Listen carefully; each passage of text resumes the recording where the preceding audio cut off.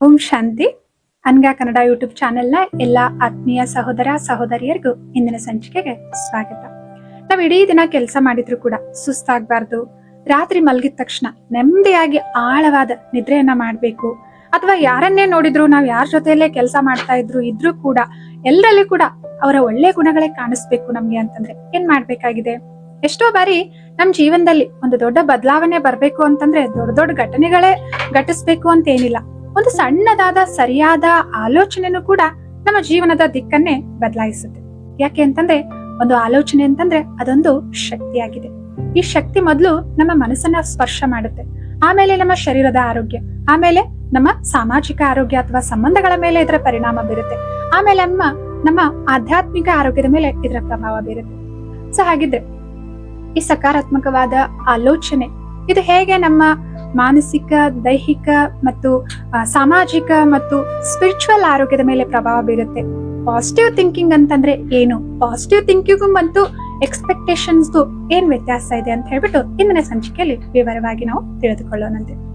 ಎಷ್ಟೋ ಬಾರಿ positive thinking ಅಥವಾ ಧನಾತ್ಮಕವಾಗಿ ಯೋಚಿಸೋದು ಅಥವಾ ಆಲೋಚನೆ ಮಾಡೋದು ಅಂತಂದ್ರೆ ನಾವು ಕನ್ಫ್ಯೂಸ್ ಮಾಡ್ಕೊಂಡ್ಬಿಡ್ತೇವೆ. ಹೈ ಲೆವೆಲ್ ಎಕ್ಸ್ಪೆಕ್ಟೇಷನ್ ಇಟ್ಕೊಳ್ಳೋದು ಅಂತಂದ್ರೆ ತುಂಬಾ ಅತಿಯಾಗಿ ನಿರೀಕ್ಷೆಗಳನ್ನ ಇಟ್ಕೊಳ್ಳದೆ ಪಾಸಿಟಿವ್ ಥಿಂಕಿಂಗ್ ಅಂತ ಹೇಳ್ಬಿಟ್ಟು ಅಂದ್ಕೊಳ್ತೇವೆ. ಒಂದು ಉದಾಹರಣೆ ನೋಡೋದಾದ್ರೆ, ನಾನು ಇವತ್ತು ಒಂದು ಕೆಲಸ ಮಾಡ್ಬೇಕಾಗಿದೆ, ಬಹಳ ಇಂಪಾರ್ಟೆಂಟ್ ಆಗಿರುವಂತಹ ಕೆಲಸ. ಉದಾಹರಣೆಗೆ ನಾವು ಯಾವುದೋ ಒಂದು ಬಿಸ್ನೆಸ್ ಮಾಡ್ತಾ ಇದೀವಿ ಅಂತಂದ್ರೆ ಒಬ್ಬರ ಹೊಸ ಕ್ಲೈಂಟ್ ಅನ್ನ ನಾನು ಭೇಟಿ ಆಗ್ಲಿಕ್ಕೆ ಹೋಗ್ತಾ ಇದ್ದೇನೆ. ಸೊ ತುಂಬಾ ಚೆನ್ನಾಗಿರುವಂತಹ ಕ್ಲೈಂಟ್ ಇವರು. ಈ ಬಿಸ್ನೆಸ್ ಏನಾದ್ರು ನಮ್ಗೆ ಸಿಕ್ತು ಅಂತಂದ್ರೆ ಸಾಕಷ್ಟು ಚೆನ್ನಾಗಿ ನಮ್ ಬಿಸ್ನೆಸ್ ಮುಂದುವರಿಯುತ್ತೆ, ವೃದ್ಧಿ ಆಗುತ್ತೆ ಅಂತ ಹೇಳ್ಬಿಟ್ಟು ನಾವು ಅಂದ್ಕೊಳ್ತಾ ಇದ್ವಿ. ಸೊ ಬೆಳಗ್ಗೆ ಎದ್ಬಿಟ್ಟು ನಾನು ಪಾಸಿಟಿವ್ ಥಿಂಕಿಂಗ್ ಮಾಡ್ತಾ ಇದ್ದೇನೆ. ನಾನು ಆನ್ ಟೈಮು ಅವ್ರು ಇರುವಂತಹ ಪ್ಲೇಸ್ ಅಲ್ಲಿ ಅಥವಾ ಯಾವ ಪ್ಲೇಸ್ ಅಲ್ಲಿ ನಾವು ಭೇಟಿ ಆಗ್ಬೇಕು ಅನ್ಕೊಳ್ತಾ ಇದೀವಿ ಆ ಟೈಮ್ಗೆ ನಾನು ತಲುಪ್ತಾ ಇದ್ದೇನೆ. ಸೊ ನಾನು ಈ ರೀತಿ ನಮ್ಮ ಪ್ರಾಡಕ್ಟ್ ಗಳ ಬಗ್ಗೆ ನಾನು ಪ್ರೆಸೆಂಟೇಶನ್ ಕೊಡ್ತೇನೆ, ಅವರು ಅದನ್ನ ಆಕ್ಸೆಪ್ಟ್ ಮಾಡ್ತಾರೆ, ನಮ್ ಬಿಸ್ನೆಸ್ ಡೀಲ್ ಕೂಡ ಚೆನ್ನಾಗಿ ಒಪ್ಪಿಗೆ ಆಗುತ್ತೆ, ಗ್ಯಾರಂಟಿ ಈ ಬಿಸ್ನೆಸ್ ನಮ್ಗೆ ಸಿಗುತ್ತೆ ಅಂತ ಹೇಳ್ಬಿಟ್ಟು ಈ ರೀತಿ ಪಾಸಿಟಿವ್ ಆಗಿ ನಾವು ಯೋಚನೆ ಮಾಡ್ತಾ ಇದೀವಿ. ಇಲ್ಲಿ ಸ್ವಲ್ಪ ಗಮನಿಸಬೇಕಾಗಿದೆ, ನಾವು ಕೇವಲ ಸಕಾರಾತ್ಮಕವಾಗಿ ಯೋಚನೆ ಮಾಡ್ತಾ ಇದೀವಿ ಅಥವಾ ಎಕ್ಸ್ಪೆಕ್ಟೇಷನ್ ಕೂಡ ಈ ಯೋಚನೆಯಲ್ಲಿ ಇದೆಯಾ ಅಂತ ಹೇಳ್ಬಿಟ್ಟು ಹೇಗ್ ಡಿಫ್ರೆನ್ಶಿಯೇಟ್ ಮಾಡೋದು? ಸೊ ಹೇಗ್ ಡಿಫ್ರೆನ್ಶಿಯೇಟ್ ಮಾಡೋದು ಅಂತಂದ್ರೆ, ಸರಿ ನಾನು ಹೋಗ್ತಾ ಇದ್ದೇನೆ ಇವಾಗ, ಆದ್ರೆ ಹೋಗ್ಬೇಕಾದ್ರೆ ಆನ್ ದ ವೇ ಗಾಡಿ ಏನಾದ್ರೂ ಕೆಟ್ಟೋಗ್ಬಿಡ್ತು, ನಿಂತೋಗ್ಬಿಡ್ತು, ಅದನ್ನ ರಿಪೇರಿ ಮಾಡ್ಕೊಂಡು ಹೋಗ್ಬೇಕಾದ್ರೆ ಸ್ವಲ್ಪ ಲೇಟ್ ಆಗ್ಬಿಡ್ತು, ಅಥವಾ ಟ್ರಾಫಿಕ್ ಜಾಮ್ ಇದೆ ಅನ್ಕೊಳ್ಳಿ. ನಾನು ಅನ್ಕೊಂಡಂತೆ ಆ ಟೈಮ್ಗೆ ಅಲ್ಲಿ ತಲುಪ್ಲಿಕ್ಕೆ ಆಗ್ಲಿಲ್ಲ. ಸೊ ಹೇಗೋ ಲೇಟ್ ಆಗಿ ತಲುಪಿದ್ವಿ, ಆದ್ರೆ ಮೀಟಿಂಗ್ ನಾನು ಅಂದ್ಕೊಂಡಂತೆ ಆಗ್ತಾ ಇಲ್ಲ.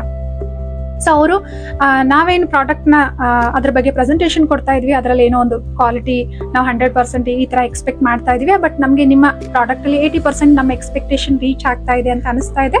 ಸೊ ಬೇಡ ಅಂತ ಹೇಳ್ಬಿಟ್ಟು ಅವರು ರಿಜೆಕ್ಟ್ ಮಾಡಿದ್ರು. ಈ ಬಿಸ್ನೆಸ್ ಡೀಲ್ ಸಕ್ಸಸ್ಫುಲ್ ಆಗಿ ಆಗ್ಲಿಲ್ಲ ಅಂತಂದ್ರೆ ಇವಾಗ ನಾವ್ ಹೇಗ್ ಭಾವಿಸ್ತಾ ಇದೀವಿ ಅನ್ನೋದ್ರ ಮೇಲೆ ನಾವು ಬೆಳಗ್ಗೆ ಪಾಸಿಟಿವ್ ಥಿಂಕಿಂಗ್ ಮಾಡಿದ್ವಾ ಅಥವಾ ಎಕ್ಸ್ಪೆಕ್ಟೇಷನ್ ಮಾಡಿದ್ವಾ ಅನ್ನೋದು ಅರ್ಥ ಆಗುತ್ತೆ.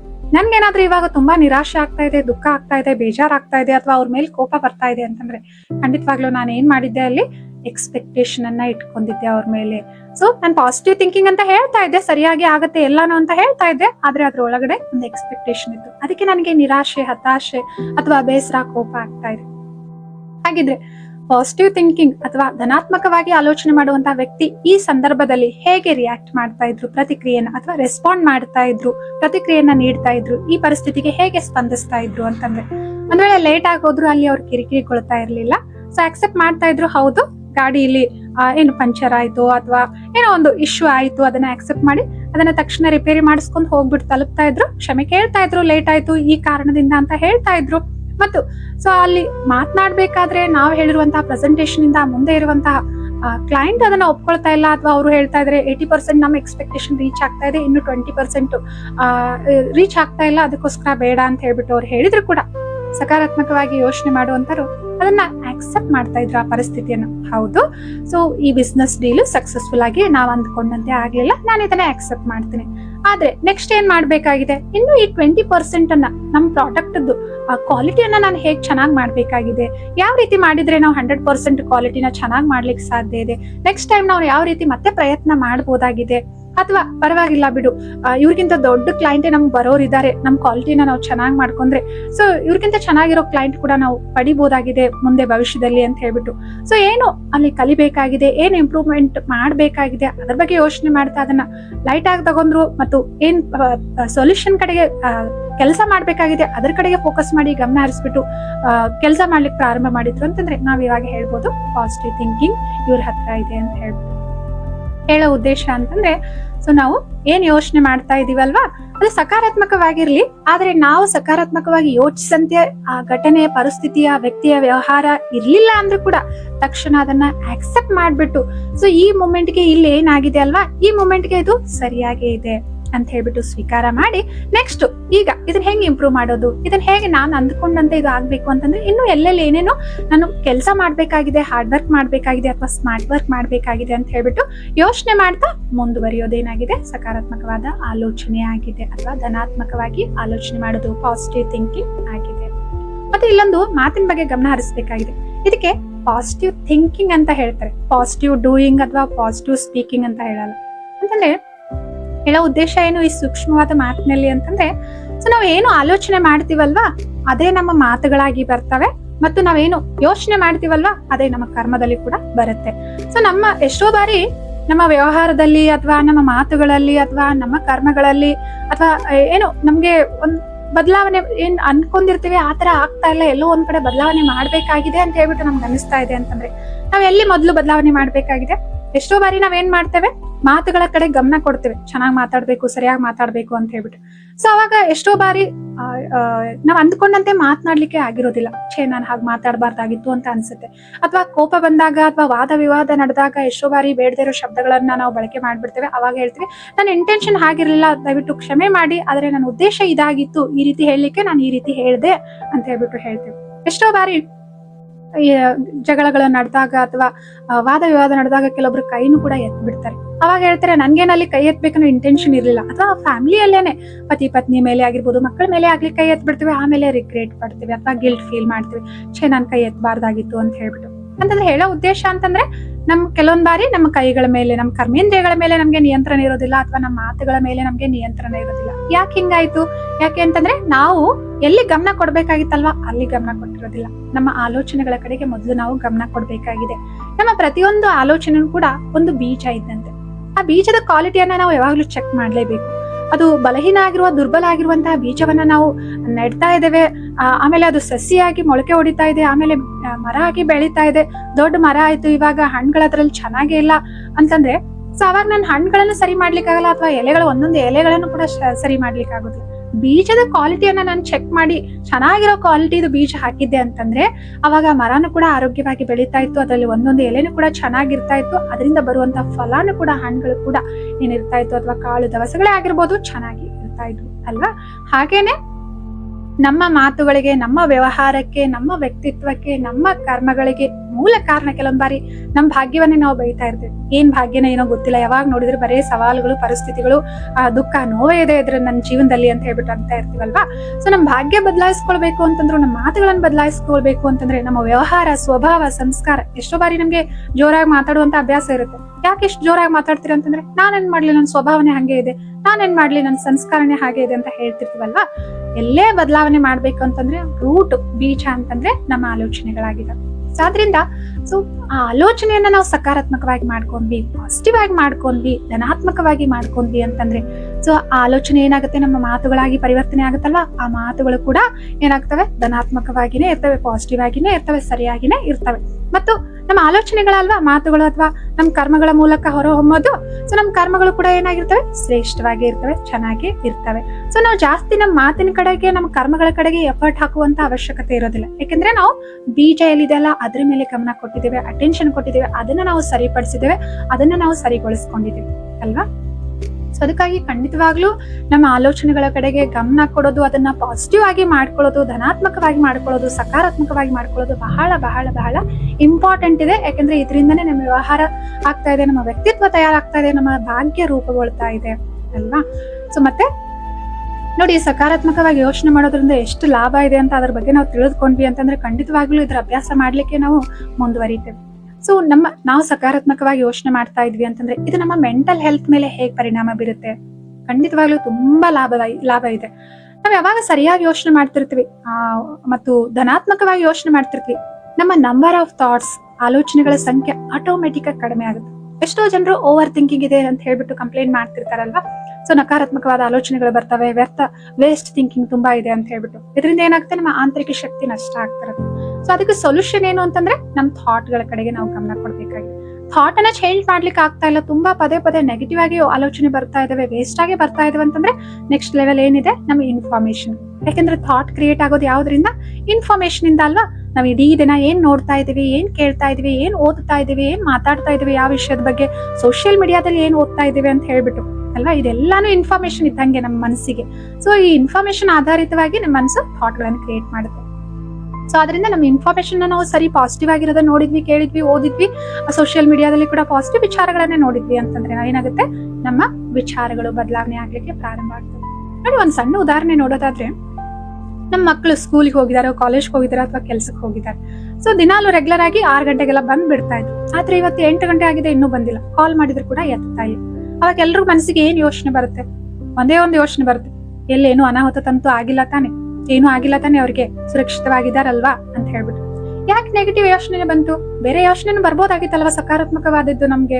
ಸೊ ಎಲ್ಲೋ ಮೀಟಿಂಗ್ ಇರ್ಬೋದು, ಅಥವಾ ಎಕ್ಸ್ಟ್ರಾ ಕ್ಲಾಸ್ ಇರ್ಬೋದು, ಅಥವಾ ಯಾರೋ ಹಳೆಯ ಫ್ರೆಂಡ್ಸ್ ಯಾರಾದ್ರೂ ಸಿಕ್ಕಿರ್ಬೋದು, ಮಾತಾಡ್ತಾ ಇರ್ಬೋದು, ಅಥವಾ ಯಾವ್ದೋ ಒಂದು ಆಟದಲ್ಲಿ ಆಟ ಆಡ್ತಾ ಇದಾರೆ ಅನ್ಸುತ್ತೆ, ಟೈಮ್ ಆಗಿದೆ ನೋಡಿಲ್ಲ ಅನ್ಸುತ್ತೆ, ಬರ್ತಾರೆ ಸುರಕ್ಷಿತವಾಗಿ ಅಂತ. ಯಾಕೆ ಈ ರೀತಿ ನಮ್ಗೆ ಯೋಚನೆ ಬರಲ್ಲ? ಯಾಕೆ ಅಂತಂದ್ರೆ ಇಡೀ ದಿನ ನಾವೆಲ್ಲ ಏನ್ ನೋಡ್ತಿರ್ತೇವೆ, ಅದೊಂದು ನ್ಯೂಸೇ ಆಗಿರ್ಬೋದು, ನ್ಯೂಸ್ ಪೇಪರೇ ಆಗಿರ್ಬೋದು, ಅಥವಾ ಸೋಷಿಯಲ್ ಮೀಡಿಯಾನೇ ಆಗಿರ್ಬೋದು.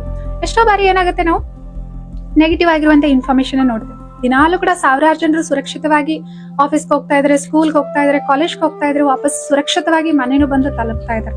ಒಂದು ನ್ಯೂಸ್ ಅಲ್ಲೇ ಇರ್ಬೋದು, ಇದ್ರ ಬಗ್ಗೆ ನ್ಯೂಸ್ ಬರೋದಿಲ್ಲ ಅಲ್ವಾ.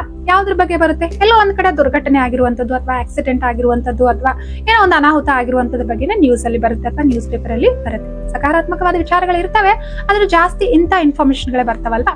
ಅಲ್ಲಿ ದರೋಡೆ ಆಯ್ತು, ಇಲ್ಲಿ ಅತ್ಯಾಚಾರ ಆಯ್ತು, ಅಥವಾ ಇಲ್ಲಿ ಇವ್ರ ಮೇಲೆ ದಾಳಿ ಆಯ್ತು, ಅಥವಾ ಇವ್ರ ಜೊತೆಗೆ ಈ ರೀತಿ ದುರ್ಘಟನೆ ಘಟಿಸ್ತು ಅಂತ ಇಂಥದ್ದೇ ಜಾಸ್ತಿ ಇರುತ್ತಲ್ವಾ. ಸೊ ಅದು ಅವ್ರ ಕರ್ತವ್ಯ ಆಗಿದೆ, ಅಲ್ಲಿ ಇಲ್ಲಿ ಆಗುವಂತದನ್ನ ಹೇಳೋರು. ಸಕಾರಾತ್ಮಕವಾಗಿರೋದನ್ನ ಹೇಳ್ತಾರೆ, ಆದ್ರೆ ಜಾಸ್ತಿ ನಕಾರಾತ್ಮಕವಾಗಿರೋದನ್ನೇ ನಾವು ನೋಡ್ತೀವಲ್ವಾ. ಸೊ ಇಂಥ ನ್ಯೂಸ್ ಪೇಪರ್ ಅನ್ನ ನಾವು ಬೆಳಗ್ಗೆ ಎದ್ದ ತಕ್ಷಣ ನೋಡಿದ್ವಿ ಅಂತಂದ್ರೆ ಏನಾಗುತ್ತೆ, ಸೊ ಬೆಳಗ್ಗೆನೆ ಸಬ್ ಕಾನ್ಸಿಯಸ್ ಮೈಂಡ್ ಆಕ್ಟಿವ್ ಆಗಿರೋ ಕಾರಣ ಇಂಥ ಎಲ್ಲಾ ಇನ್ಫಾರ್ಮೇಶನ್ ಜಾಸ್ತಿ ಸಮಯದವರೆಗೂ ಮನಸ್ಸಲ್ಲಿ ನೆನಪುಳಿತಾವೆ. ಇದರಿಂದ ಪದೇ ಪದೇ ಆಲೋಚನೆ ಅದ್ರ ಬಗ್ಗೆನೇ ನಮ್ಗೆ ನೆನಪು ಬರ್ತಾ ಇರುತ್ತೆ, ಅದ್ರ ಬಗ್ಗೆನೇ ಆಲೋಚನೆ ನಡೀತಾ ಇರುತ್ತೆ. ಅದೇ ಟೈಮಲ್ಲಿ ಯಾರಾದ್ರೂ ಮಾತಾಡಿದ್ರೆ, ಕಾಲ್ ಮಾಡಿದ್ರೆ ಅವ್ರ ಮುಂದೆನೂ ಕೂಡ ಇದ್ರ ಬಗ್ಗೆನೇ ವರ್ಣನೆ ಮಾಡ್ತಿರ್ತೀವಲ್ವಾ. ಸೊ ಇದೆಲ್ಲ ರೆಕಾರ್ಡ್ ಆಗ್ತಿರತ್ತೆ ನಮ್ಮ ಸಬ್ ಕಾನ್ಸಿಯಸ್ ಮೈಂಡ್ ಅಲ್ಲಿ. ಸೊ ಯಾವಾಗ ನಮ್ಮ ಜೀವನದಲ್ಲಿ ಇಂತಹ ಘಟನೆಗಳು ಘಟಿಸ್ತವೆ ಅಂದ್ರೆ, ನಮ್ಮ ಮಕ್ಕಳು ಲೇಟ್ ಆಗಿ ಬರ್ತಾ ಇದ್ರೆ, ಅಥವಾ ಪತಿನೇ ಆಗಿರ್ಬೋದು, ಅಥವಾ ಮನೆಯಲ್ಲಿ ಯಾರೇ ಇರ್ಬೋದು, ಹೋದ ಕೆಲಸ ಇಷ್ಟಕ್ಕೆ ಬರ್ತೀನಿ ಅಂದಿದ್ರು ಬಂದಿಲ್ಲ ಅಂತಂದ್ರೆ ನಮ್ಗೆ ಮೊದಲಿಗೆ ಬರೋದೇನು, ನೆಗೆಟಿವ್ ಥಾಟ್. ಯಾಕೆಂದ್ರೆ ನಾವು ಪದೇ ಅಂತಹ ಸಂದರ್ಭಗಳಲ್ಲಿ ನೆಗೆಟಿವ್ ಇನ್ಫಾರ್ಮೇಶನ್ ಅನ್ನ ನೋಡ್ಬಿಟ್ಟು ರೆಕಾರ್ಡ್ ಮಾಡ್ಕೊಂಡಿದೀವಿ ಅಲ್ವಾ.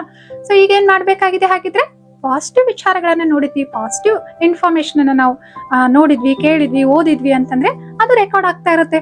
ಅಂತ ಸಂದರ್ಭಗಳು ನಮ್ಮ ಜೀವನದಲ್ಲಿ ಬಂದಾಗ ಆಟೋಮೆಟಿಕ್ ಆಗಿ ಏನಾಗುತ್ತೆ, ಹೇಗೆ ಇವಾಗ ನೆಗೆಟಿವ್ ಮತ್ತೆ ವೇಸ್ಟ್ ಥಾಟ್ಗಳು ಸ್ವಯಂ ಚಾಲಿತವಾಗಿ ಬರ್ತಾ ಇದಾವಲ್ವಾ, ಹಾಗೆ ನಾವು ಸ್ವಲ್ಪ ಗಮನ ಕೊಟ್ವಿ, ಅಭ್ಯಾಸ ಮಾಡಿದ್ವಿ ಅಂತಂದ್ರೆ ಧನಾತ್ಮಕವಾಗಿರುವಂತಹ ಆಲೋಚನೆಗಳು ಕೂಡ ಸ್ವಯಂ ಚಾಲಿತವಾಗಿ ಬರ್ಲಿಕ್ಕೆ ಪ್ರಾರಂಭ ಮಾಡ್ತವೆ. ಸ್ವಲ್ಪ ಇದ್ರ ಬಗ್ಗೆ ನಾವು ಗಮನ ಕೊಡ್ಬೇಕಾಗಿದೆ. ಸೊ ಆದ್ರಿಂದ ಧನಾತ್ಮಕವಾದ ಆಲೋಚನೆಗಳು ನಮ್ಮ ಮನಸ್ಸಿನ ಮೇಲೆ ಹೇಗೆ ಪ್ರಭಾವ ಬೀರ್ತವೆ, ಮೊದಲನೇದಾಗಿ ನಾವು ಪಾಸಿಟಿವ್ ಆಗಿ ಯೋಚನೆ ಮಾಡ್ತಾ ಇದೀವಿ ಅಂತಂದ್ರೆ ನಂಬರ್ ಆಫ್ ಥಾಟ್ಸ್ ಅಂದ್ರೆ ಆಲೋಚನೆಗಳ ಸಂಖ್ಯೆ ಕಡಿಮೆ ಆಗುತ್ತೆ. ಗುಣಮಟ್ಟ ಯಾವುದೇ ಜಾಸ್ತಿ ಇರುತ್ತೆ ಅಂತಂದ್ರೆ ಕ್ವಾಂಟಿಟಿ ಅದರದ್ದು ಕ್ವಾಂಟಿಟಿ ಏನಿರುತ್ತೆ ಕಡಿಮೆ ಇರುತ್ತೆ. ಯಾವುದೇ ಒಂದು ಔಷಧಿ ತುಂಬಾ ಪವರ್ಫುಲ್ ಆಗಿದೆ ಅಂತಂದ್ರೆ ಅದು ತುಂಬಾ ಚಿಕ್ಕ ಗಾತ್ರದಲ್ಲಿ ಇರುತ್ತೆ, ಟ್ಯಾಬ್ಲೆಟ್ ಆಗಿರ್ಬೋದು ಅಥವಾ ಔಷಧಿನೇ ಇರ್ಬೋದು ಅಲ್ವಾ. ಸೊ ಅದ್ರ ಪವರ್ ಕಡಿಮೆ ಇದೆ, ಶಕ್ತಿ ಕಡಿಮೆ ಇದೆ ಅಂತಂದ್ರೆ ಅದರ ಗಾತ್ರ ಕ್ವಾಂಟಿಟಿ ಏನಿರುತ್ತೆ ಜಾಸ್ತಿ ಇರುತ್ತೆ ಅಲ್ವಾ. ಸೊ ಅದರಿಂದ ಹೇಳೋ ಉದ್ದೇಶ ಏನು ಅಂತಂದ್ರೆ, ನಮ್ಮ ಮನಸ್ಸಿನ ಥಾಟ್ಸ್ ಗಳು ಏನಾಗ್ತವೆ, ಕಡಿಮೆ ಆಗ್ತವೆ. ನಮ್ಮ ಮನಸ್ಸಿನ ಸ್ಪೀಡ್ ಏನಾಗುತ್ತೆ, ವೇಗ ಕಡಿಮೆ ಆಗುತ್ತೆ. ಮತ್ತು ಎರಡನೇದಾಗಿ ನಮ್ಮ ಮೈಂಡು ಪೀಸ್ಫುಲ್ ಆಗಿರುತ್ತೆ, ಕಾಮ್ ಆಗಿರುತ್ತೆ. ಪೀಸ್ ಆಫ್ ಮೈಂಡ್ ಅನ್ನ ನಾವು ಎಕ್ಸ್ಪೀರಿಯನ್ಸ್ ಮಾಡ್ತೇವೆ. ಆತಂಕಕ್ಕೊಳಗಾದೆ, ಗಾಬರಿಗೊಳಗಾದೆ, ತುಂಬಾ ನೆಗೆಟಿವ್ ಆಗಿ ಯೋಚನೆ ಮಾಡ್ತಾ ಇದೆ ಅಂತಂದ್ರೆ ಮನಸ್ಸಿಗೆ ಏನ್ ಅನಿಸ್ತಿರುತ್ತೆ, ಕಿರಿಕಿರಿ ಆಗ್ತಿರುತ್ತೆ, ಆಯಾಸ ಆಗ್ತಿರುತ್ತೆ ಅಲ್ವಾ. ಅದೇ ಸಕಾರಾತ್ಮಕವಾಗಿ ಯೋಚನೆ ಮಾಡ್ತಾ ಇದೀನಿ ಅಂತಂದ್ರೆ ಕಾಮ್ ಆಗಿದ್ದೇನೆ, ರಿಲ್ಯಾಕ್ಸ್ ಆಗಿದ್ದೇನೆ ಅಲ್ವಾ. ಸೊ ಮತ್ತು ನಮ್ಮ ಆಂತರಿಕ ಶಕ್ತಿಗಳ ನಷ್ಟ ಆಗೋದಿಲ್ಲ, ನಾವು ಶಕ್ತಿಯನ್ನ ಜಮಾ ಮಾಡ್ಕೊಳ್ತಾ ಇರ್ತೇವೆ. ಮತ್ತು ಯಾವಾಗ್ಲಾದ್ರೂ ಏನಾದ್ರೂ ದೊಡ್ಡ ಪರಿಸ್ಥಿತಿ ಬಂದ್ರೆ ನಮ್ಮ ಒಳಗಡೆ ಶಕ್ತಿ ಇರೋ ಕಾರಣ, ನಮ್ಮ ಸ್ವಸ್ಥಿತಿಯಿಂದ ಈ ಶಕ್ತಿಗಳ ಕಾರಣ ಏನ್ ಮಾಡ್ತೀವಿ, ಆ ದೊಡ್ಡ ಪರಿಸ್ಥಿತಿಯನ್ನು ಕೂಡ ಬಹಳ ಸಕಾರಾತ್ಮಕವಾಗಿ ಸಹಜವಾಗಿ ನಾವು ಪಾರ್ ಮಾಡ್ಲಿಕ್ಕೆ ಸಾಧ್ಯ ಆಗುತ್ತೆ. ಅದರಿಂದ ಸೊ ಮನಸ್ಸಿನ ವೇಗ ಕಡಿಮೆ ಆಗುತ್ತೆ, ರಿಲ್ಯಾಕ್ಸ್ ಆಗಿರುತ್ತೆ ಮೈಂಡ್, ಪೀಸ್ ಆಫ್ ಮೈಂಡ್ ಅನ್ನ ನಾವು ಅನುಭವ ಮಾಡ್ತೇವೆ. ಮತ್ತು ಚೆನ್ನಾಗಿ ಭಾವಿಸ್ತೇವೆ, ನಮ್ಮ ಭಾವನೆಗಳು ಕೂಡ ಚೆನ್ನಾಗಿರ್ತವೆ. ಸೊ ಕಾಮ್ ಆಗಿರೋ ಮೈಂಡ್ ಏನಿರುತ್ತೆ, ಏನೇನ್ ನಾವು ನಿರ್ಣಯ ತೆಗೆದುಕೊಳ್ಬೇಕಾದ್ರು ನಮ್ಮ ಡಿಸಿಷನ್ ಪವರ್ ಏನಾಗುತ್ತೆ ಚೆನ್ನಾಗಿರುತ್ತೆ ಅವಾಗ. ಯಾಕಂದ್ರೆ ನಾವು ಪರಿಶೀಲನೆ ಮಾಡ್ಬಿಟ್ಟು ಯೋಚನೆ ಮಾಡ್ಬಿಟ್ಟು ನಿರ್ಣಯಗಳನ್ನ ತೆಗೆದುಕೊಳ್ತೇವೆ. ಸೊ ಪ್ರತಿಯೊಂದು ನಿರ್ಣಯನೂ ಕೂಡ ಏನ್ ಮಾಡ್ತಾ ಇದೆ, ನಮ್ಗೆ ಯಶಸ್ಸನ್ನ ತರ್ತಾ ಇದೆ ಅಲ್ವಾ. ನಮ್ಮ ನಿರ್ಣಯ ಶಕ್ತಿ ಚೆನ್ನಾಗಿತ್ತು ಅಂತಂದ್ರೆ ಸೊ ಪ್ರತಿಯೊಂದು ಹೆಜ್ಜೆಯಲ್ಲಿ ಕೂಡ ನಾವು ಯಶಸ್ವಿ ಆಗ್ತಾ ಹೋಗ್ತೇವೆ, ಸಫಲರಾಗ್ತಾ ಹೋಗ್ತೇವೆ. ಇದರಿಂದ ಜೀವನದಲ್ಲಿ ನೆಮ್ಮದಿ, ಖುಷಿ, ಆನಂದ ಅನ್ನೋದು ಇರುತ್ತೆ ಅಲ್ವಾ. ಈ ರೀತಿ ನಮ್ಮ ಮಾನಸಿಕ ಆರೋಗ್ಯದ ಮೇಲೆ ಸಕಾರಾತ್ಮಕ ಪಾಸಿಟಿವ್ ಥಿಂಕಿಂಗ್ ಪರಿಣಾಮ ಬೀರುತ್ತೆ. ಮತ್ತೆ ನಮ್ಮ ಶಾರೀರಿಕ ಆರೋಗ್ಯದ ಮೇಲೆ ಇದು ಹೇಗೆ ಪರಿಣಾಮ ಬೀರುತ್ತೆ? ಮೊದಲನೇದಾಗಿ ನಮ್ಮ ಮೈಂಡ್ ಕಾಮ್ ಆಗಿದೆ, ನಾವು ಪೀಸ್ಫುಲ್ ಆಗಿದ್ದೇವೆ, ರಿಲ್ಯಾಕ್ಸ್ ಆಗಿದ್ದೀವಿ ಅಂತಂದ್ರೆ ರಾತ್ರಿ ನಿದ್ರೆ ಚೆನ್ನಾಗಿ ಬರುತ್ತೆ ಅಲ್ವಾ. ನೆಮ್ಮದಿಯಾಗಿ ನಾವು ಮಲ್ಕೊಳ್ಳಿಕ್ಕೆ ಸಾಧ್ಯ ಆಗುತ್ತೆ.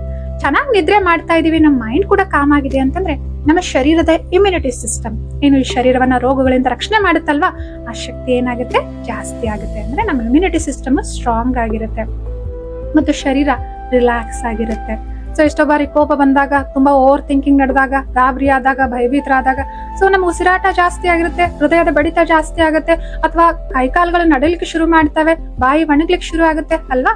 ಶರೀರದ ಮೇಲೆ ಈ ರೀತಿ ಇಂಪ್ಯಾಕ್ಟ್ ಆಗುತ್ತಲ್ವಾ. ಅವಾಗ ನಾವು ರಿಲ್ಯಾಕ್ಸ್ ಆಗಿರ್ತೇವೆ, ಪಾಸಿಟಿವ್ ಆಗಿ ಯೋಚನೆ ಮಾಡ್ತೇವೆ, ಒಳಗಡೆ ಆರಾಮಾಗಿ ಅನುಭವ ಮಾಡ್ತಾ ಇದೀವಿ ಅಂತಂದ್ರೆ ನಮ್ಮ ಶರೀರನು ಕೂಡ ಇಮ್ಯುನಿಟಿ ಸಿಸ್ಟಮ್ ಸ್ಟ್ರಾಂಗ್ ಆಗಿರೋ ಕಾರಣ ನಮ್ಮ ಶರೀರದ ನರಮಂಡಲನು ಕೂಡ ಎಲ್ಲ ರಿಲ್ಯಾಕ್ಸ್ ಆಗಿರ್ತವೆ, ಆರೋಗ್ಯ ಚೆನ್ನಾಗಿರುತ್ತೆ, ದೈಹಿಕ ಆರೋಗ್ಯ ಚೆನ್ನಾಗಿರುತ್ತೆ, ಎನರ್ಜೆಟಿಕ್ ಆಗಿರ್ತೇವೆ. ನಾವು ಎಲ್ಲಾ ಕೆಲಸ ಕಾರ್ಯಗಳನ್ನ ಸರಿಯಾದ ರೀತಿಯಲ್ಲಿ ಮಾಡಿ ಮುಗಿಸ್ಲಿಕ್ಕೆ ಸಾಧ್ಯ ಆಗುತ್ತೆ. ಈ ರೀತಿ ಶಾರೀರಿಕ ಆರೋಗ್ಯ ಇದರ ಶರೀರದ ಮೇಲೆ ನಮ್ಮ ಪಾಸಿಟಿವ್ ಥಿಂಕಿಂಗ್ ಪರಿಣಾಮ ಬೀರುತ್ತೆ. ಹಾಗಿದ್ರೆ ಸಾಮಾಜಿಕ ಆರೋಗ್ಯದ ಮೇಲೆ ಅಥವಾ ಸಂಬಂಧಗಳ ಮೇಲೆ ಈ ಧನಾತ್ಮಕವಾಗಿ ಆಲೋಚನೆ ಮಾಡೋದು ಯಾವ ರೀತಿ ಪರಿಣಾಮ ಬೀರುತ್ತೆ? ಬಹಳಷ್ಟು ಚೆನ್ನಾಗಿ ಒಳ್ಳೆ ಪ್ರಭಾವ ಬೀರುತ್ತೆ. ಯಾಕಂದ್ರೆ ನಾವು ಪಾಸಿಟಿವ್ ಆಗಿ ಯೋಚನೆ ಮಾಡ್ತಾ ಇದೀವಿ ಅಂತಂದ್ರೆ ನಾವು ವ್ಯಕ್ತಿಯಲ್ಲಿರುವಂತಹ ಒಳ್ಳೆ ಗುಣಗಳನ್ನ ನೋಡ್ತಾ ಇದೀವಿ, ಅವರನ್ನ ಅಪ್ರಿಶಿಯೇಟ್ ಮಾಡ್ತಾ ಇದೀವಿ, ಅವರಿಗೆ ಸಹಾಯ ಮಾಡ್ತಾ ಇದೀವಿ, ಅವರ ದೃಷ್ಟಿಕೋನವನ್ನ ನಾವು ಅರ್ಥ ಮಾಡ್ಕೊಳ್ತಾ ಇದೀವಿ, ಮತ್ತು ಅವ್ರು ಯಾಕೆ ಆ ರೀತಿ ವರ್ತಿಸ್ತಾ ಇದ್ದಾರೆ ಅಂತ ಹೇಳ್ಬಿಟ್ಟು ನಾವು ಯೋಚನೆ ಮಾಡ್ತೀವಲ್ವಾ. ಪಾಸಿಟಿವ್ ಆಗಿರೋದಂದ್ರೆ ಹಾಗೆ ಅಲ್ವಾ. ಸೊ ಯಾವ್ದನ್ನು ನಾವು ಇಮ್ಮಿಡಿಯೇಟ್ ಆಗಿ ನಾವು ತಿರಸ್ಕಾರ ಮಾಡೋದಿಲ್ಲ. ಸರಿ, ಯಾಕೆ ಹಿಂಗ್ ವರ್ತಿಸಿದ್ರು, ಯಾಕೆ ಹಿಂಗ್ ಮಾತಾಡಿದ್ರು, ಕೇಳೋಣಂತೆ, ಮಾತಾಡೋಣಂತೆ, ಶಾಂತವಾಗಿರ್ತೇವೆ. ಇನ್ನೊಬ್ರು ಕೋಪದಲ್ಲಿದ್ದಾರೆ ಅಂದ್ರೆ ನಾವು ಶಾಂತವಾಗಿರ್ತೇವೆ, ಸಮಾಧಾನವಾಗಿದ್ದಾಗ ಹೋಗಿ ಮಾತಾಡ್ತೇವೆ, ಅಸರ್ಟಿವ್ ಆಗಿ ಕಮ್ಯುನಿಕೇಟ್ ಮಾಡ್ತೇವೆ ಅಲ್ವಾ.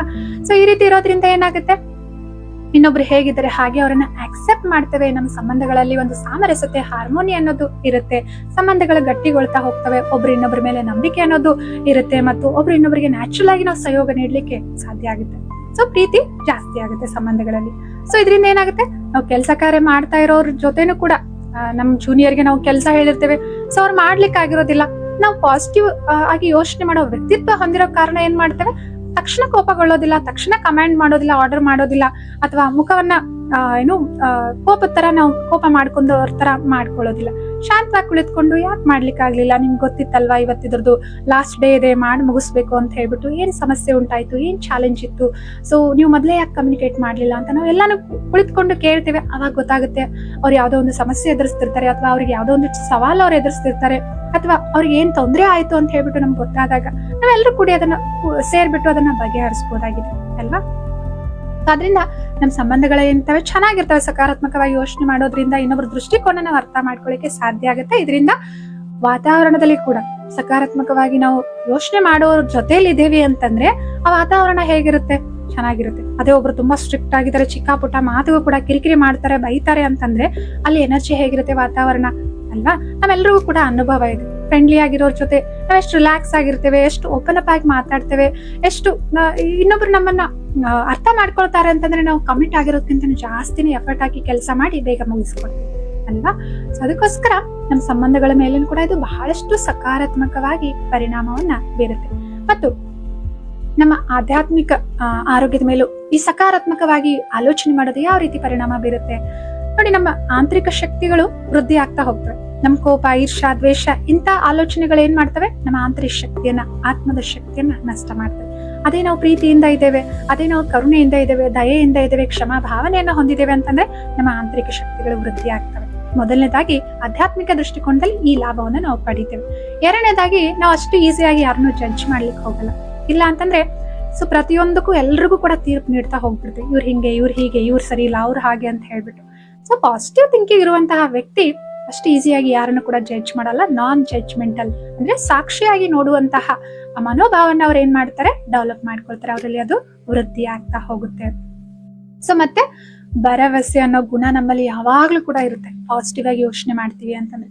ಸೊ ಇಲ್ಲ ಅಂದ್ರೆ ಏನಾಗುತ್ತೆ, ಏನೋ ಒಂದು ನಾವು ಅಂದ್ಕೊಂಡಂತೆ ಆಗ್ಲಿಲ್ಲ ಅಂತಂದ್ರೆ ಏನಾಗ್ಬಿಡುತ್ತೆ, ನಿರಾಶೆಗೊಳಗಾಗ್ಬಿಡ್ತೀವಿ, ಮತ್ತೆ ಪ್ರಯತ್ನ ಮಾಡೋದನ್ನೇ ಬಿಟ್ಬಿಡ್ತೀವಿ. ಅಯ್ಯೋ ನನ್ಗೆ ಆಗಲ್ಲ ಅನ್ಸುತ್ತೆ ಬಿಡು, ಇನ್ನು ಎಷ್ಟು ಲಾಸ್ ಮಾಡೋದು, ಮತ್ತೆ ನಾವು ಪ್ರಯತ್ನ ಮಾಡೋದೇ ಬೇಡ ಅಂತ ಹಿಂದೆ ಹೆಜ್ಜೆ ಇಟ್ಬಿಡ್ತೀವಿ ಅಲ್ವಾ.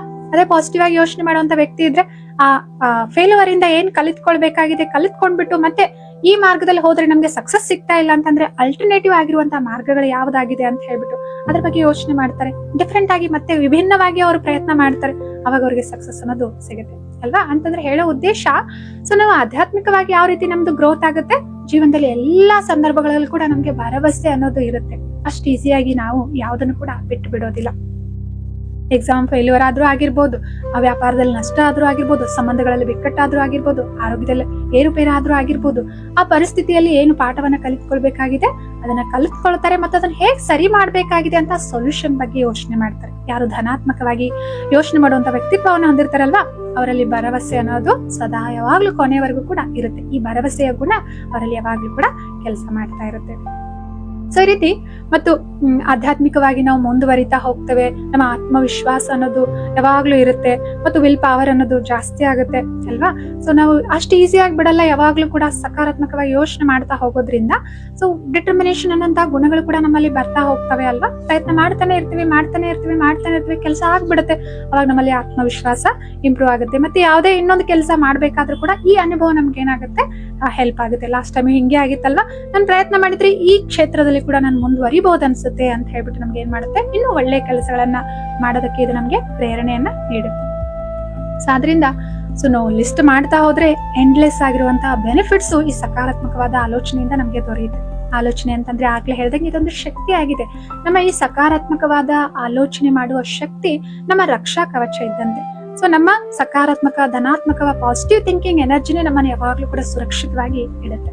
ಸೊ ಆದ್ರಿಂದ ಸೊ ಇದು ಪಾಸಿಟಿವಿಟಿಯನ್ನ, ಧನಾತ್ಮಕತೆಯನ್ನ, ಪಾಸಿಟಿವ್ ಥಿಂಕಿಂಗ್ ಅನ್ನ ನಾವು ಸ್ವಲ್ಪ ಗಮನ ಕೊಟ್ಬಿಟ್ಟು ಅಟೆನ್ಷನ್ ಕೊಟ್ಟು ದಿನಾಲೂ ಅಭ್ಯಾಸ ಮಾಡ್ಲೇಬೇಕಾಗಿದೆ. ಯಾವುದೇ ಆಗ್ಲಿ ಅಷ್ಟು ಈಸಿಯಾಗಿ ಲಭಿಸೋದಿಲ್ಲ ಅಲ್ವಾ. ಈಗ ಹೇಗೆ ಸ್ವಯಂ ಚಾಲಿತವಾಗಿ ನೆಗೆಟಿವ್ ವ್ಯರ್ಥ ನಡೀತಾ ಇರುತ್ತೆ, ಸೊ ಹಾಗೆ ನಮ್ಮ ಸ್ವಭಾವ ಸಂಸ್ಕಾರನೇ ಸಕಾರಾತ್ಮಕತೆಯಿಂದ ತುಂಬಬೇಕು ಅಂತಂದ್ರೆ ಸ್ವಲ್ಪ ನಾವು ಸಣ್ಣ ಸಣ್ಣ ಹೆಜ್ಜೆ ಇಡ್ತಾ ಪ್ರಯತ್ನವನ್ನ ಮಾಡ್ಲೇಬೇಕಾಗಿದೆ. ಹಾಗೆ ಹೇಗೆ ರೂಢಿಸ್ಕೊಳ್ಳೋದು ಈ ಸಕಾರಾತ್ಮಕತೆಯನ್ನ ಜೀವನದಲ್ಲಿ ಅಂತಂದ್ರೆ, ಮೊದಲನೇದಾಗಿ ಬೆಳಗ್ಗಿನ ಸಮಯ ಬಹಳ ಮಹತ್ವಪೂರ್ಣ ಆಗಿದೆ. ಸೊ ಸಾಧ್ಯ ಆದ್ರೆ ಒಂದು ಅರ್ಧ ಗಂಟೆ, 1 ಗಂಟೆ, 2 ಗಂಟೆ ಆದ್ರೂ ಈ ಮೊಬೈಲು, ನ್ಯೂಸ್ ಏನ್ ನೋಡ್ತೀವಿ, ನ್ಯೂಸ್ ಪೇಪರ್ ಓದೋದೇ ಆಗಿರ್ಲಿ, ಅಥವಾ ನ್ಯೂಸ್ ಚಾನೆಲ್ ನೋಡೋದೇ ಆಗಿರ್ಲಿ, ಅಥವಾ ಸೋಷಿಯಲ್ ಮೀಡಿಯಾ ಆಗಿರ್ಲಿ, ಎಷ್ಟಾಗುತ್ತೋ ಅಷ್ಟು ಬೆಳಗ್ಗೆ ಒಂದು ಅರ್ಧ ಗಂಟೆ, 1 ಗಂಟೆ ಆದ್ರೂ ಸರಿ ನಿಮ್ಮ ಮೊಬೈಲ್ ಅನ್ನು ನೋಡ್ಬೇಡಿ, ನ್ಯೂಸ್ ಚಾನೆಲ್ ಅಥವಾ ನ್ಯೂಸ್ ಪೇಪರ್ ನ ನೋಡ್ಬೇಡಿ. ದಿನದ ಯಾವ್ದಾದ್ರು ಸಮಯದಲ್ಲಿ ಓದ್ಬೋದು, ಆದ್ರೆ ಬೆಳಗಿನ ಸಮಯ ಯಾಕೆ ಅಷ್ಟೊಂದು ಮಹತ್ವಪೂರ್ಣ ಆಗಿದೆ, ಯಾಕೆಂದ್ರೆ ನಮ್ಮ ಸಬ್ ಕಾನ್ಸಿಯಸ್ ಮೈಂಡ್ ಆಕ್ಟಿವ್ ಆಗಿರುತ್ತೆ. ಆ ಸಮಯದಲ್ಲಿ ಏನ್ ಓದ್ತೀರಾ, ನೋಡ್ತೀರಾ, ಕೇಳ್ತೀರಾ ಅಲ್ವಾ, ಜಾಸ್ತಿ ಸಮಯದವರೆಗೂ ನೆನಪಿರುತ್ತೆ ಅದು. ಸೊ ಅದೇ ರೀತಿ ನಮ್ಗೆ ಆಲೋಚನೆ ನಡೀತಾ ಇರ್ತವೆ, ಅದೇ ರೀತಿ ರೆಕಾರ್ಡ್ ಆಗ್ತಾ ಹೋಗ್ತಿರುತ್ತೆ ನಮ್ಮಲ್ಲಿ. ಸೊ ಮತ್ತು ಅದರ ಪ್ರಭಾವ ಇಡೀ ದಿನದ ಮೇಲೆ ಬೀಳುತ್ತೆ. ಅದಕ್ಕೋಸ್ಕರ ನೋಡಿ, ನಮ್ಮ ಭಾರತೀಯ ಸಂಸ್ಕೃತಿಯಲ್ಲಿ ಎಷ್ಟು ಒಳ್ಳೆ ಆಚರಣೆಗಳಿದಾವೆ ಅಂತಂದ್ರೆ, ಬೆಳಗ್ಗೆ ಎದ್ದ ತಕ್ಷಣ ನಾವು ಸ್ನಾನ ಮಾಡ್ಬಿಟ್ಟು ಪೂಜೆ ಮಾಡೋದಾಗ್ಲಿ, ಅಥವಾ ಮಂತ್ರ ಹೇಳೋದಾಗ್ಲಿ, ಅಥವಾ ಶ್ಲೋಕ ಅಭ್ಯಾಸ ಮಾಡೋದಾಗ್ಲಿ, ಎಷ್ಟು ಒಳ್ಳೆ ಒಳ್ಳೆ ಅಭ್ಯಾಸಗಳು, ದೇವಸ್ಥಾನಕ್ಕೆ ಹೋಗೋದಾಗ್ಲಿ. ಸೊ ಇದರಿಂದ ಏನಾಗುತ್ತೆ, ನಮ್ಮ ಆತ್ಮದ ಎನರ್ಜಿ ಜಾಸ್ತಿ ಆಗುತ್ತೆ. ಅಂದ್ರೆ ಆತ್ಮಕ್ಕೆ, ಮನಸ್ಸಿಗೆ ಒಂದು ಸಕಾರಾತ್ಮಕವಾದ ಇನ್ಫಾರ್ಮೇಶನ್ ಅನ್ನು ನಾವು ಬೆಳಗ್ಗೆನೆ ಕೊಡ್ತಾ ಇದ್ವಿ. ಧನಾತ್ಮಕವಾದ ಇನ್ಫಾರ್ಮೇಶನ್ ಅನ್ನ, ಮಾಹಿತಿಯನ್ನ ಬೆಳಗ್ಗೆನೆ ಕೊಡ್ತಾ ಇದೀವಿ. ಇದು ಇಡೀ ದಿನದ ಮೇಲೆ ನಮ್ಗೆ ಏನ್ ಮಾಡುತ್ತೆ, ಪ್ರಭಾವ ಬೀರುತ್ತೆ. ಎರಡನೇ ಅಭ್ಯಾಸ ಅಂತಂದ್ರೆ, ಇಡೀ ದಿನದಲ್ಲಿ ಸ್ವಲ್ಪ ಅವಾಗ ಮನಸ್ಸಿನ ಕಡೆ ಗಮನ ಕೊಡೋದು ಬಹಳ ಮಹತ್ವಪೂರ್ಣ ಆಗಿದೆ. 1 ಗಂಟೆಗೆ ಒಂದ್ಸಲ ಆದ್ರೂ ಸರಿ, 2 ಗಂಟೆಗೆ ಒಂದ್ಸಲ ಆದ್ರೂ ಸರಿ, 1 ನಿಮಿಷ ಪಾಸ್ ಮಾಡ್ಬಿಟ್ಟು ಏನ್ ಮನಸ್ಸು ಯೋಚನೆ ಮಾಡ್ತಾ ಇದೆ ಅಂತ ಮನಸ್ಸಿನ ಕಡೆಗೆ ಗಮನ ಕೊಡೋದು ತುಂಬಾ ಇಂಪಾರ್ಟೆಂಟ್. ಅದೇನಾದ್ರೂ ಹಳೆ ವಿಷಯದ ಬಗ್ಗೆ, ಅಥವಾ ಭವಿಷ್ಯದ ಬಗ್ಗೆ, ಅಥವಾ ಯಾವ್ದೋ ಕಳೆದು ಹೋದ್ರ ಬಗ್ಗೆ, ನಡೆದು ಹೋದ್ರ ಬಗ್ಗೆ ವಿಚಾರ ಮಾಡ್ತಾ ಇದೆ ಅಂತಂದ್ರೆ 1 ನಿಮಿಷ ಪಾಸ್ ಕೊಟ್ಬಿಟ್ಟು ಸೆಲ್ಫ್ ಟಾಕ್ ಮಾಡ್ಬಿಟ್ಟು ಮನಸ್ಸಿಗೆ ತಿಳಿಸಿ ಹೇಳ್ಬೇಕಾಗಿದೆ. ಒಬ್ಬ ಪಾಸಿಟಿವ್ ಥಿಂಕರ್ ಇದ್ರೆ ಈ ವಿಷಯದ ಬಗ್ಗೆ ಈ ಸಮಯದಲ್ಲಿ ಯಾವ ರೀತಿ ಯೋಚಿಸ್ತಾ ಇದ್ರು ಅಂತ ಹೇಳ್ಬಿಟ್ಟು ಪ್ರಶ್ನೆ ಕೇಳ್ಬೇಕಾಗಿದೆ. ಖಂಡಿತವಾಗ್ಲೂ ಮನಸ್ಸು ಉತ್ತರ ಹೇಳುತ್ತೆ. ಸೊ ಅವಾಗ ಹೇಳ್ಬೇಕಾಗಿದೆ, ಹಾಗಿದ್ರೆ ನಾವು ಕೂಡ ಈ ವಿಷಯದ ಬಗ್ಗೆ ಬಿಟ್ಬಿಡೋಣ ಅಲ್ವಾ, ಯೋಚನೆ ಮಾಡೋದು, ಇದರಿಂದ ಈ ಪಾಠ ಕಲಿತಾಯ್ತು, ಬಿಟ್ಬಿಡೋಣ, ನಾನು ಅವರನ್ನ ಕ್ಷಮೆ ಮಾಡ್ಬಿಟ್ಟೆ, ನಾನು ಅವರಿಂದ ಕ್ಷಮೆ ಕೇಳ್ಬಿಟ್ಟೆ, ಈಗ ಈ ಗಿಲ್ಟ್ ಇಂದ ನಾನು ಹೊರಗಡೆ ಬರ್ತಾ ಇದ್ದೇನೆ, ಭವಿಷ್ಯದ ಬಗ್ಗೆ ನಾನು ಆಲ್ರೆಡಿ ಪ್ರಿಪೇರ್ ಆಗಿದ್ದೇನೆ, ನನಗೆ ಅದ್ರ ಬಗ್ಗೆ ಯಾವುದೇ ರೀತಿಯ ಭಯ ಇಲ್ಲ. ಈ ರೀತಿ ಮನಸ್ಸಿನ ಜೊತೆ ನೀವು ಮಾತನಾಡ್ಕೊಂಡ್ಬಿಟ್ಟು ಆ ನೆಗೆಟಿವ್ ಅಥವಾ ವೇಸ್ಟ್ ಥಾಟ್ ಇಂದ ನಿಮ್ ಮನಸ್ಸನ್ನ ನೀವು ಸಪರೇಟ್ ಮಾಡ್ಲೇಬೇಕಾಗಿದೆ. ಮತ್ತು ಪಾಸಿಟಿವ್ ಥಿಂಕರ್ ಇದ್ರೆ ಹೇಗೆ ಆಲೋಚನೆ ಮಾಡ್ತಿದ್ರು ಅಂತ ನಿಮ್ ಮನಸ್ಸು ಹೇಳುತ್ತಲ್ವಾ, ಆ ಆಲೋಚನೆಯಲ್ಲಿ ನಿಮ್ ಮನಸ್ಸನ್ನ ಬಿಸಿ ಮಾಡ್ಬೇಕಾಗಿದೆ. ಇವೆಲ್ಲ ಸಣ್ಣ ಸಣ್ಣ ಹೆಜ್ಜೆಗಳು ಇಡೀ ದಿನದಲ್ಲಿ ನಾವು ಸ್ವಲ್ಪ ಗಮನ ಕೊಟ್ವಿ ಅಂತಂದ್ರೆ ರೂಢಿ ಆಗ್ಬಿಡುತ್ತೆ. ಸ್ಟಾರ್ಟಿಂಗ್ ಅನ್ಸುತ್ತೆ ಅಯ್ಯೋ ಇಷ್ಟೊಂದೆಲ್ಲ ಮಾಡ್ಲಿಕ್ಕೆ ಟೈಮ್ ಎಲ್ಲಿದೆ ಅಂತ ಹೇಳ್ಬಿಟ್ಟು, ಆದ್ರೆ ಇದು ಸ್ಟಾರ್ಟಿಂಗ್ ಮಾತ್ರ, ಕೆಲವು ದಿನಗಳವರೆಗೂ ಮಾತ್ರ ಹಂಗ ಅನ್ಸುತ್ತೆ. ರೂಢಿ ಆಗೋಯ್ತು ಅಂತಂದ್ರೆ ನ್ಯಾಚುರಲ್ ಆಗಿ ಅಭ್ಯಾಸ ಆಗ್ಬಿಡುತ್ತೆ ನಮ್ಗೆ. ಮತ್ತೆ ಮಲ್ಗೋಕ್ಕಿಂತ ಮುಂಚೆ ಸ್ವಲ್ಪ ನಾವು ಏನಿವತ್ತು ಮಾಡ್ಬೇಕು ಅನ್ಕೊಂಡಿದ್ವಲ್ವಾ, ಬೆಳಗ್ಗೆ ಎದ್ದಾದ್ಮೇಲೆ ನಾವು ಸ್ವಲ್ಪ ಸೆಲ್ಫ್ ಅಫರ್ಮೇಶನ್ಸ್ ಪ್ರಾಕ್ಟೀಸ್ ಮಾಡಿದ್ವಿ ಅಂತಂದ್ರೆ, ಸೆಲ್ಫ್ ಅಫರ್ಮೇಶನ್ಸ್ ಇವೆಲ್ಲ ನಮ್ಗೆ ನಮ್ಮ ಮೆದುಳನ್ನ, ನಮ್ಮ ಮನಸ್ಸನ್ನ, ನಮ್ಮ ಶರೀರವನ್ನ ಇಡೀ ದಿನಕ್ಕಾಗಿ ಸಜ್ಜುಗೊಳಿಸ್ತವೆ. ಸೊ ನಾನಿವತ್ತು ಯಾರನ್ನೇ ಭೇಟಿ ಆದ್ರೂ, ಯಾರ ಜೊತೆನೇ ಮಾತಾಡಿದ್ರು, ಯಾವ ಗುಣಗಳನ್ನ, ಯಾವ ವರ್ಚುದನ್ನ ನಾನು ಅವ್ರ ಜೊತೆ ಹಂಚ್ಕೊಳ್ಬಹುದು ಇವತ್ತು ಅಂತ ಬೆಳಗ್ಗೆನೆ ಸ್ವಲ್ಪ ಯೋಚನೆ ಮಾಡಿದ್ವಿ. ಅಥವಾ ನನ್ ಬಗ್ಗೆನೆ ನಾನ್ ಹೇಗಿರ್ಬೇಕು, ನನ್ನ ವ್ಯಕ್ತಿತ್ವ ಹೇಗಿರ್ಬೇಕು ಅಂತ ನಾನು ಯೋಚನೆ ಮಾಡಿದ್ದೆ ಅಂತಂದ್ರೆ, ಬೆಳಗ್ಗೆ ಎದ್ಬಿಟ್ಟು ನಾನು ಇವತ್ತು ಏನೇ ನಡೆದ್ರು ಕೂಡ ಸ್ಥಿರವಾಗಿರ್ತೇನೆ, ಶಾಂತವಾಗಿರ್ತೇನೆ ಅಂತ ಹೇಳ್ಬಿಟ್ಟು ಈ ರೀತಿ ಸೆಲ್ಫ್ ಅಫರ್ಮೇಶನ್ಸ್ ಗಳನ್ನ ನಾವು ಪ್ರಾಕ್ಟೀಸ್ ಮಾಡಿದ್ವಿ, ವಿಶ್ವಲೈಸ್ ಮಾಡಿದ್ವಿ, ನಮ್ಮ ಮೈಂಡ್ಗೆ ನಾವು ಪ್ರೋಗ್ರಾಮ್ ಕೊಟ್ಟಿದ್ವಿ ಅಂತಂದ್ರೆ ನಾನಿವತ್ತು ಏನೇ ಆದ್ರೂ ಸರಿ ಕಾಮ್ ಆಗಿರ್ತೇನೆ, ರಿಲ್ಯಾಕ್ಸ್ ಆಗಿರ್ತೇನೆ, ದೃಢವಾಗಿರ್ತೇನೆ, ಮತ್ತು ಸೊ ಏನೇ ಇದ್ರೂ ಕೂಡ ಬಹಳ ಕಾನ್ಫಿಡೆಂಟ್ ಆಗಿ ನಾನು ಮಾತನಾಡ್ತೇನೆ ಇವತ್ತು. ಈ ರೀತಿ ನಮ್ಮ ಬಗ್ಗೆ ಸ್ವಲ್ಪ ನಾವು ಸೆಲ್ಫ್ ಅಫರ್ಮೇಶನ್ ಪ್ರಾಕ್ಟೀಸ್ ಮಾಡಿದ್ವಿ. ಮತ್ತು ಎಲ್ರಿಗೂ ಕೂಡ ಇವತ್ತು ನಾನು ರೆಸ್ಪೆಕ್ಟ್ಫುಲ್ ಆಗಿನೇ ಎಲ್ಲರ ಜೊತೆನೂ ವ್ಯವಹಾರ ಮಾಡ್ತೇನೆ. ಸೊ ಇನ್ನು ಉಳಿದವ್ರ ಬಗ್ಗೆನೂ ಕೂಡ ನಾವು ಸ್ವಲ್ಪ ಪಾಸಿಟಿವ್ ಆಗಿ ಯೋಚನೆ ಮಾಡಿದ್ವಿ ಅಂತಂದ್ರೆ, ಆಮೇಲೆ ಅವ್ರು ನಮ್ಮ ಪರಿವಾರದವರೇ ಆಗಿರ್ಬೋದು, ಮಕ್ಕಳೇ ಆಗಿರ್ಬೋದು. ಕೆಲವೊಂದ್ಸಲ ಕಂಪ್ಲೇಂಟ್ಸ್ ಇರುತ್ತಲ್ವಾ, ಮಕ್ಕಳು ಮಾತು ಕೇಳೋದಿಲ್ಲ, ಹೋಮ್ವರ್ಕ್ ಮಾಡೋದಿಲ್ಲ, ಸರಿಯಾಗಿ ಸ್ಕೂಲ್ ಹೋಗೋದಿಲ್ಲ ಅಂತ ಹೇಳ್ಬಿಟ್ಟು, ಬೆಳಗ್ಗೆ ಎದ್ದ ತಕ್ಷಣ ಅವ್ರಿಗೂ ಕೂಡ ಅವರನ್ನ ನೆನಪು ಮಾಡ್ಕೊಂಡ್ಬಿಟ್ಟು ನನ್ನ ಪ್ರತಿಯೊಂದು ಮಾತಿಗೂ ನನ್ನ ಮಕ್ಕಳು ಬೆಲೆ ಕೊಡ್ತಾರೆ, ನನ್ನ ಮಗುದು ನಂದು ಸಂಬಂಧ ಬಹಳ ಉತ್ತಮವಾಗಿದೆ, ಸೊ ನಾನು ಕೂಡ ಅವ್ರ ಪ್ರತಿಯೊಂದು ಮಾತಿಗೂ ಬೆಲೆ ಕೊಡ್ತೇನೆ, ಅವರ ದೃಷ್ಟಿಕೋನವನ್ನ ಅರ್ಥ ಮಾಡ್ಕೊಳ್ತೇನೆ, ನಮ್ಮಿಬ್ಬರ ಮಧ್ಯೆ ತುಂಬಾ ಒಳ್ಳೆ ಸಂಬಂಧ ಇದೆ ಅಂತ ಹೇಳ್ಬಿಟ್ಟು ಅವ್ರ ಬಗ್ಗೆ ಅಥವಾ ಪತಿ ಪತ್ನಿ ಬಗ್ಗೆನೆ ಏನೇ ಒಂದು ಅಭಿಪ್ರಾಯ ಇದ್ರೂ ಕೂಡ ಒಂದು ಪಾಸಿಟಿವ್ ಆಗಿ ನಾವು ಅವ್ರ ಬಗ್ಗೆ ಯೋಚನೆ ಮಾಡಿದ್ವಿ ಅಂತಂದ್ರೆ ನಮ್ಮ ಈ ಯೋಚನೆಯ ಸಕಾರಾತ್ಮಕವಾದ ಶಕ್ತಿ ಅವರನ್ನ ತಲುಪುತ್ತೆ, ಅವ್ರ ಮೇಲೆ ಕೂಡ ಪ್ರಭಾವ ಇದು ಸಕಾರಾತ್ಮಕವಾಗಿ ಬೀರುತ್ತೆ. ಅಥವಾ ನಮ್ಮ ಆಫೀಸಲ್ಲೇ ಯಾರ ಜೊತೆನೆ ನಮ್ದು ಅಷ್ಟೊಂದು ಚೆನ್ನಾಗಿಲ್ಲ, ಪದೇ ಪದೇ ಮಿಸ್ಅಂಡರ್ಸ್ಟ್ಯಾಂಡಿಂಗ್ ಆಗ್ತಾ ಇದೆ ಅಂತಂದ್ರೆ ಅವ್ರನ್ನ ನೆನಪು ಮಾಡ್ಕೊಂಡ್ಬಿಟ್ಟು ಅವ್ರ ಬಗ್ಗೆನೂ ಒಂದ್ 4-5 ಸಕಾರಾತ್ಮಕವಾಗಿ ಆಲೋಚನೆಯನ್ನ ಮಾಡಿದ್ವಿ, ಅಫರ್ಮೇಶನ್ಸ್ ಅನ್ನ ಅವ್ರಿಗೂ ಕೂಡ ಕಳಿಸಿದ್ವಿ ಅಂತಂದ್ರೆ ಅವರು ತುಂಬಾ ಒಳ್ಳೆ ವ್ಯಕ್ತಿತ್ವವನ್ನ ಹೊಂದಿದ್ದಾರೆ, ತುಂಬಾ ಹಾರ್ಡ್ ವರ್ಕ್ ಮಾಡ್ತಾರೆ, ತುಂಬಾ ಡೆಡಿಕೇಟೆಡ್ ಆಗಿದ್ದಾರೆ, ತುಂಬಾ ಚೆನ್ನಾಗಿ ಅಕೌಂಟಬಿಲಿಟಿಯನ್ನ ತೆಗೆದುಕೊಳ್ತಾರೆ, ಯಾವುದೇ ಕೆಲಸವನ್ನ ಅವ್ರು ಒಪ್ಪಿಸಿದ್ರು ಕೂಡ ಅವ್ರು ಆನ್ ಟೈಮ್ ಮಾಡಿ ಮುಗಿಸ್ತಾರೆ. ಸೊ ಅವರು ತುಂಬಾ ಸುಂದರವಾದ ವ್ಯಕ್ತಿತ್ವ ಹೊಂದಿದ್ದಾರೆ, ನಂದು ಅವ್ರದ್ದು ಏನು ಸಂಬಂಧ ಬಹಳ ಉತ್ತಮವಾಗಿದೆ, ಒಳ್ಳೆ ನನ್ನ ಸಹೋದ್ಯೋಗಿ ಆಗಿದ್ದಾರೆ ಅವರು. ಈ ರೀತಿ ನೀವು ಹೇಗೆ ಇಷ್ಟಪಡ್ತಿರಲ್ವಾ, ಯಾರು ಹೇಗೆ ಇರ್ಬೇಕಂತ ಇಷ್ಟಪಡ್ತಿರಲ್ವಾ ನಿಮ್ ಜೀವನದಲ್ಲಿ, ಅವ್ರು ಹಾಗೆ ಇದ್ದಾರೆ ಅಂತ ಸ್ವಲ್ಪ ಅವ್ರ ಬಗ್ಗೆನು ಅಫರ್ಮೇಶನ್ಸ್, ವಿಶ್ವಲೈಸೇಷನ್ಸ್ ನೀವು ಪ್ರಾಕ್ಟೀಸ್ ಮಾಡಿದ್ರಿ ಅಂತ ಬಹಳ ಒಳ್ಳೆ ಎನರ್ಜಿಯನ್ನ ರೇಡಿಯೇಟ್ ಮಾಡ್ತೀರಾ ನೀವು ಅಲ್ವಾ. So at the end of the day ನಾನು ಹೇಗೆ ಅನ್ಕೊಂಡಿದ್ದೆ ಹಾಗೆ ನಾನು ಇದ್ನ, ನನ್ ಬಗ್ಗೆ ನಾನು ಯಾವ ರೀತಿ ಪಾಸಿಟಿವ್ ಆಗಿ ಯೋಚನೆ ಮಾಡಿದ್ದೆ ಅದೇ ರೀತಿ ನಾನು ನಡೆದುಕೊಂಡ, ಯಾವ ಗುಣಗಳನ್ನ ನಾನು ಯಾರ್ಯಾರ ಜೊತೆ ಇವತ್ತು ಮಾತಾಡಿದ್ನಲ್ವಾ ಆ ಗುಣಗಳನ್ನ ನಾನು ನನ್ನ ಮಾತುಗಳ ಮೂಲಕ, ವ್ಯವಹಾರದ ಮೂಲಕ, ಆಲೋಚನೆಗಳ ಮೂಲಕ ಪಡಿಸಿಲ್ಲ ಅಂತಂದ್ರೆ ಏನ್ ಚಾಲೆಂಜ್ ಬಂತು, ಯಾಕೆ ಪಡಿಸ್ಲಿಕ್ಕೆ ಆಗ್ಲಿಲ್ಲ, ಸ್ವಲ್ಪ ಅದನ್ನ ನೋಟ್ ಮಾಡ್ಕೊಂಡ್ವಿ. ನೆಕ್ಸ್ಟ್ ಡೇ ನಾನು ಇದನ್ನ ಈ ರೀತಿಯಾಗಿ ಹ್ಯಾಂಡಲ್ ಮಾಡ್ತೀನಿ ಅಥವಾ ಈ ರೀತಿಯಾಗಿ ರೆಸ್ಪಾಂಡ್ ಮಾಡ್ತೀನಿ ಅಂತ ಹೇಳ್ಬಿಟ್ಟು ನೆಕ್ಸ್ಟ್ ಡೇಗೆ ನಮ್ಮ ಮನಸ್ಸನ್ನ ನಾವು ಸಜ್ಜುಗೊಳಿಸ್ಕೊಂಡ್ವಿ ಅಂತಂದ್ರೆ, ಮತ್ತು ನನ್ ಬಗ್ಗೆ ನಾನು ಇವತ್ತೇನು ಒಳ್ಳೇದನ್ನ ಯೋಚನೆ ಮಾಡಿದೆ ಅಥವಾ ಇನ್ನೊಬ್ಬರ ಬಗ್ಗೆ ನಾನು ಇವತ್ತೇನು ಒಳ್ಳೇದನ್ನ ಯೋಚನೆ ಮಾಡಿದೆ. ಸೊ ಇನ್ನೊಬ್ಬರ ಬಗ್ಗೆ ಸಾಕಷ್ಟು ಜಡ್ಜ್ ಮಾಡ್ತಿರ್ತೀವಲ್ವಾ, ಸ್ವಲ್ಪ ಕಾನ್ಸಿಯಸ್ ಟೈಮ್ ಕೊಟ್ಬಿಟ್ಟು ಅವರನ್ನ ನಾವು ಅವ್ರ ಬಗ್ಗೆ ಒಳ್ಳೇದನ್ನ ಯೋಚನೆ ಮಾಡಿದ್ವಿ ಅಂತಂದ್ರೆ ಸೊ ಏನಾಗುತ್ತೆ, ಅವ್ರಿಗೂ ಒಂದು ಸಕಾರಾತ್ಮಕವಾದ ಎನರ್ಜಿ ಫ್ಲೋ ಆಗುತ್ತಲ್ವಾ.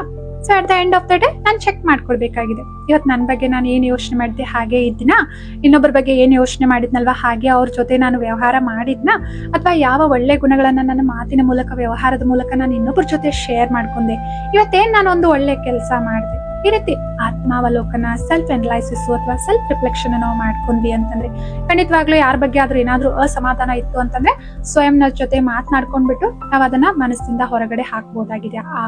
ಏನು ಅಸಮಾಧಾನವನ್ನ ಯಾರನ್ನಾದ್ರೂ ಕ್ಷಮೆ ಮಾಡ್ಬೇಕಾಗಿದೆ, ಕ್ಷಮೆ ಮಾಡ್ಬಿಟ್ಟು ಯಾರಿಗಾದ್ರೂ ಕ್ಷಮೆ ಕೇಳ್ಬೇಕಾಗಿದೆ, ಕ್ಷಮೆ ಕೇಳಿದ್ವಿ ಅಂತಂದ್ರೆ ಇದೊಂದು 5-10 ನಿಮಿಷ ತಗೊಳ್ಬಹುದು ಅಷ್ಟೇನೆ. ಆದ್ರೆ ಇದು ನಮ್ಮ ಮನಸ್ಸನ್ನ ದಿನಾಲು ಸ್ವಚ್ಛಗೊಳಿಸುತ್ತೆ, ಹಗುರಗೊಳಿಸುತ್ತೆ. ಸೊ ಮನಸ್ಸಲ್ಲಿ ಯಾವುದೇ ಹಿಡಿದಿಟ್ಕೊಳ್ಳುವಂತಹ ಏನು ನೇಚರ್ ಇದೆ ಅಲ್ವಾ ನಮ್ದು, ಈ ಸಂಸ್ಕಾರನು ಕೂಡ ನಿಧಾನವಾಗಿ ಹೊರಟೋಗ್ಬಿಡುತ್ತೆ. ಸೊ ಇದರಿಂದ ಏನಾಗುತ್ತೆ, ನಾವು ನೆಮ್ಮದಿಯಿಂದ ಆಳವಾದ ನಿದ್ರೆ ಮಾಡ್ಲಿಕ್ಕೆ ಸಾಧ್ಯ ಆಗುತ್ತೆ.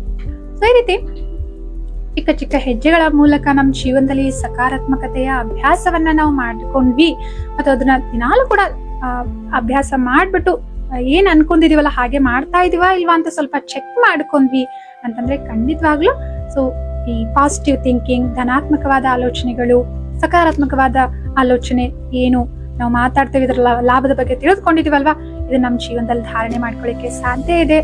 ಇದರಿಂದಾಗಿ ಏನಾಗುತ್ತೆ, ಚಿಕ್ಕ ಚಿಕ್ಕ ಬದಲಾವಣೆಗಳಿಂದ ಸಾಕಷ್ಟು ದೊಡ್ಡದಾದ ಪ್ರಮಾಣದಲ್ಲಿ ಬದಲಾವಣೆಗಳನ್ನ ನಮ್ಮ ಜೀವನದಲ್ಲಿ ನಾವು ಸ್ವಯಂ ಅನುಭವ ಮಾಡ್ತೇವೆ. ಸೊ ನಮ್ಮ ಸಂಬಂಧಗಳ ಸುಧಾರಣೆ ಆಗ್ತವೆ, ನಮ್ಮ ಕೆಲಸದ ಎಫಿಷಿಯನ್ಸಿ ಕೂಡ ಜಾಸ್ತಿ ಆಗುತ್ತೆ, ಜೀವನದಲ್ಲಿ ಒಂದು ತೃಪ್ತಿಯ, ನೆಮ್ಮದಿಯ, ಹಗುರತೆ ಅನುಭವನ ನಾವು ಮಾಡ್ತೇವೆ. ಹಾಗಿದ್ರೆ ನೀವು ಯಾವ ಒಂದು ಸಕಾರಾತ್ಮಕವಾದ ಆಲೋಚನೆಯನ್ನ ನಿಮ್ಮ ಜೀವನದಲ್ಲಿ ನೀವು ಬದಲಾವಣೆ ಮಾಡ್ಕೊಂಡ್ರಿ, ಅಥವಾ ಈ ಧನಾತ್ಮಕ ಆಲೋಚನೆಯನ್ನ ಹೇಗೆ ನೀವು ನಿಮ್ ಜೀವನದಲ್ಲಿ ರೂಢಿಸ್ಕೊಂಡಿದ್ದೀರಾ, ಇದರಿಂದ ಏನೆಲ್ಲ ಲಾಭಗಳನ್ನ ದಿನನಿತ್ಯ ನೀವು ಅನುಭವ ಮಾಡ್ತಾ ಇದ್ದೀರಾ ನಿಮ್ ಜೀವನದಲ್ಲಿ ಅಂತ ನೀವು ಕೂಡ ನಮ್ಮೊಂದಿಗೆ ಕಾಮೆಂಟ್ ನಲ್ಲಿ ಹಂಚಿಕೊಳ್ಬಹುದಾಗಿದೆ. ಇದು ಎಷ್ಟೋ ಜನರಿಗೆ ಪ್ರೇರಣೆಯನ್ನ ನೀಡುತ್ತೆ ಮತ್ತು ಅವರು ಕೂಡ ಟ್ರೈ ಮಾಡ್ಬೇಕು ಅಂತ ಹೇಳ್ಬಿಟ್ಟು ಅವರಿಗೆ ಸ್ಫೂರ್ತಿಯನ್ನ ಅಥವಾ ಒಂದು ಮೋಟಿವೇಶನ್ ಅನ್ನ ಅವ್ರಿಗೂ ಕೂಡ ನಿಮ್ ಕಾಮೆಂಟ್ ಗಳ ಮೂಲಕ ಸಿಗುತ್ತೆ. ಇಂಥ ಏನು ಆಧ್ಯಾತ್ಮಿಕ ವಿಷಯಗಳ ಬಗ್ಗೆ ನೀವು ಕೇಳಲಿಕ್ಕೆ ಇಷ್ಟಪಡ್ತೀರಾ, ತಿಳಿದುಕೊಳ್ಳಿಕ್ಕೆ ಇಷ್ಟಪಡ್ತೀರಾ ಅಂತಂದ್ರೆ ಖಂಡಿತವಾಗ್ಲೂ ಅನ್ಗಾ ಕನ್ನಡ ಚಾನೆಲ್ ಅನ್ನ ಸಬ್ಸ್ಕ್ರೈಬ್ ಮಾಡಿ. ಸೊ ಮುಂದಿನ ಸಂಚಿಕೆಯಲ್ಲಿ ಇಂಥದೇ ಒಂದು ಸುಂದರವಾದ ವಿಷಯದೊಂದಿಗೆ ನಾವೆಲ್ಲರೂ ಕೂಡ ಭೇಟಿಯಾಗೋಣಂತೆ.